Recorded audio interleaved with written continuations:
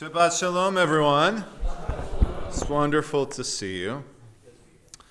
Once when my oldest son was in pre-K, his teacher asked him, she said, "What does your daddy do for a living?" And Josiah took a moment and he thought about it and he said, "My daddy takes the Torah out of the ark and gives it to people." Now, notice he didn't say rabbi. He didn't mention anything else that I do. I do way more than that, I promise. But specifically, it was the act of the Torah out of the ark and the giving it to someone that he remembered.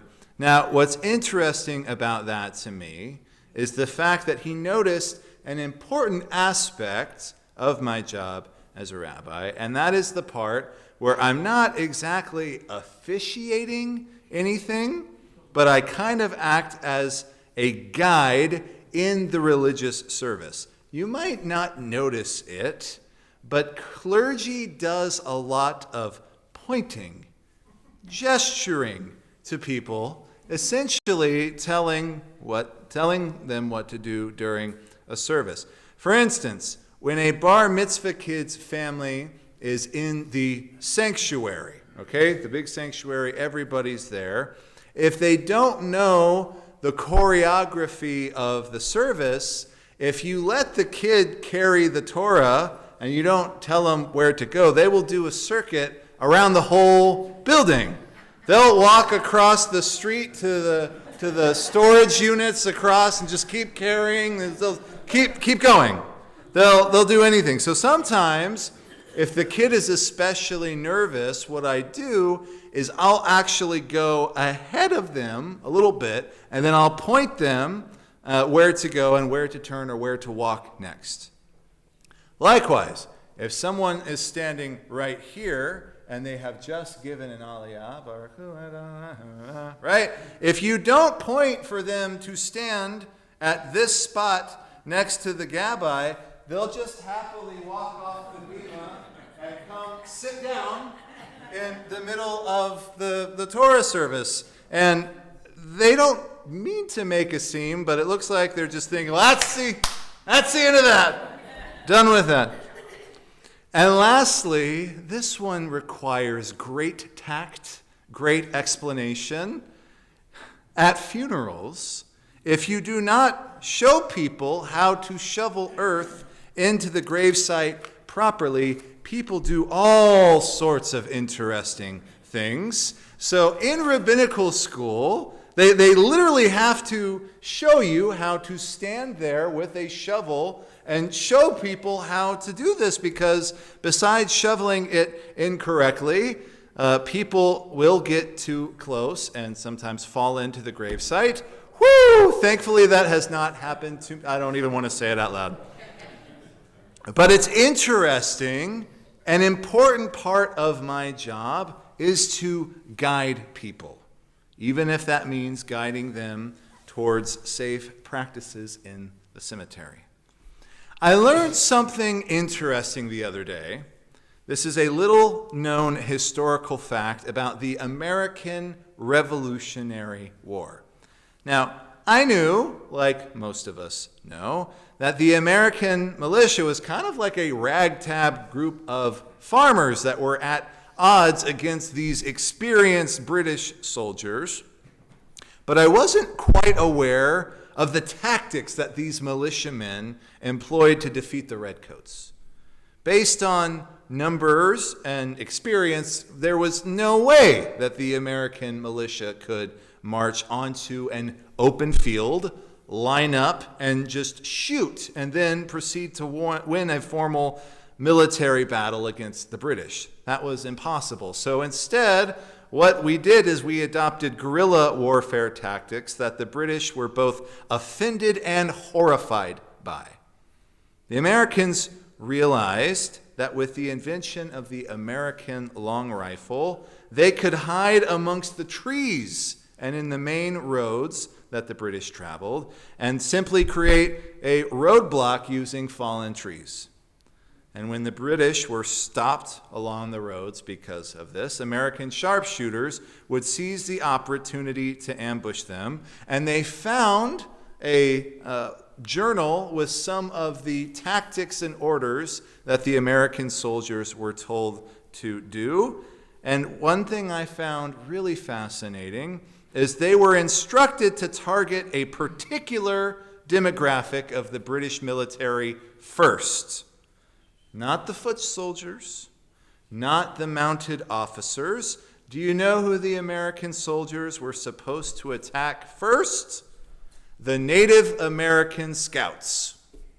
You see, the British realized they were way out of their element on the rugged American frontier.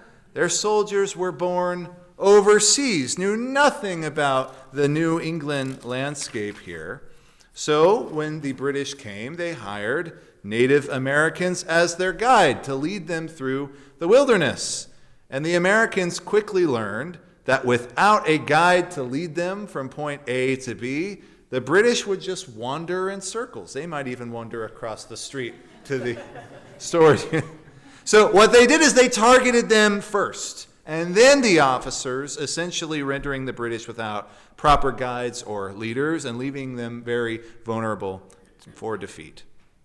Now, obviously, this is not a nice way to conduct warfare, and this wouldn't be the last time the Native Americans would be mistreated, but it makes you wonder, if this didn't happen, would we all have British accents right now? I never know. This Torah portion, Parshat Shemini, is likewise all about guidance. It is essentially a struggle for power. Who or what entity gets to guide the Jewish people?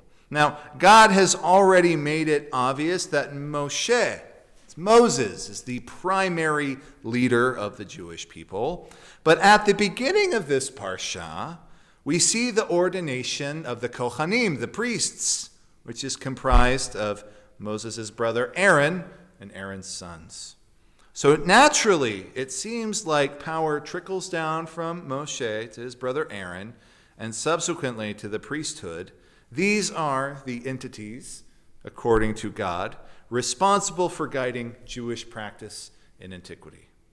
Now, this seems to be re-emphasized in our parsha when tragedy occurs.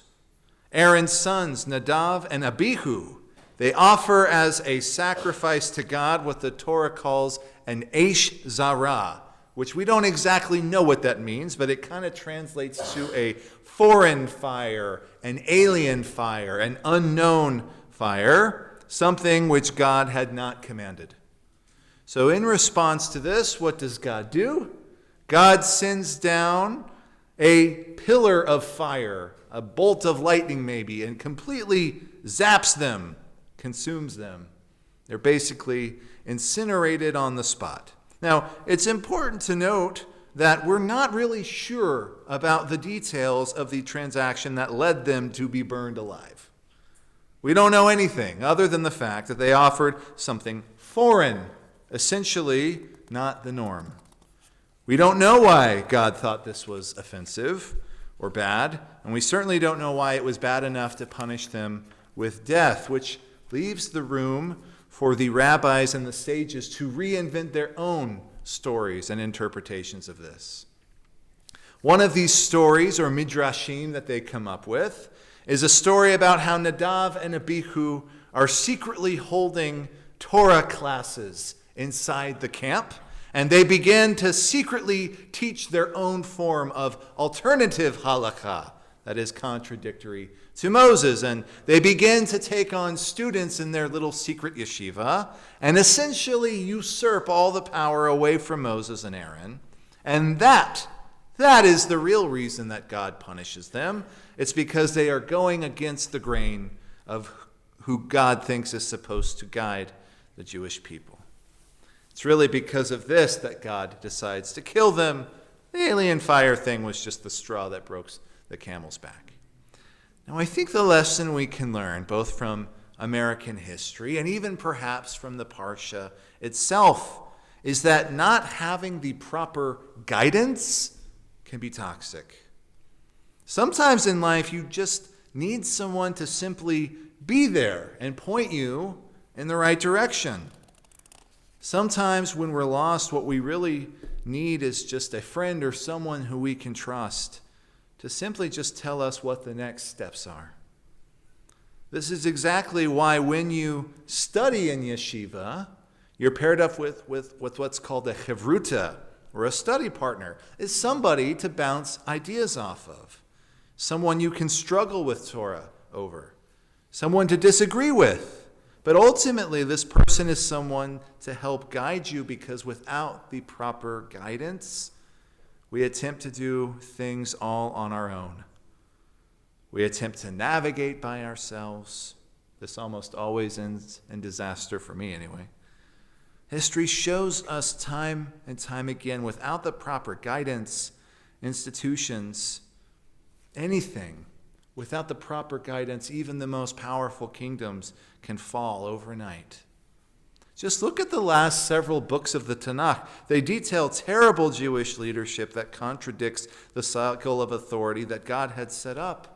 And so what happens? One after another, these kings are killed, they're assassinated or imprisoned.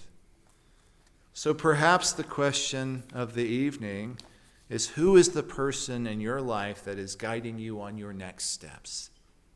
Do you have a friend or family member that keeps you accountable or guides you toward the right decision making?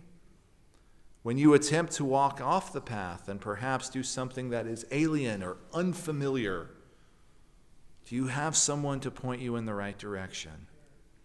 If you don't have someone, or even a group of people to help you with this, it's entirely possible that you too could end up wandering in the wilderness with no idea what to do or where to go next. So again, do you have this person? If not, then I'm certainly glad you're here this evening, because the best place to find guidance is the same place where everyone else is looking for it too. My job is to guide you through Jewish practice, and I'll always be happy to tell you where to stand, when to sit, when to bow. But ultimately, if you're lost, it's up to you to want to be found. Shabbat Shalom.